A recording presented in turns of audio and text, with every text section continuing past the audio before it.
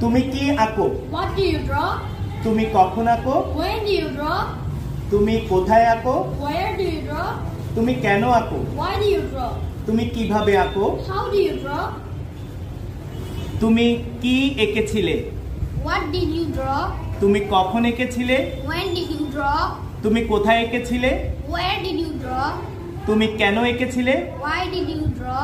তুমি কিভাবে এঁকেছিলে? How did you draw? তুমি কি আঁকবে? What will you draw?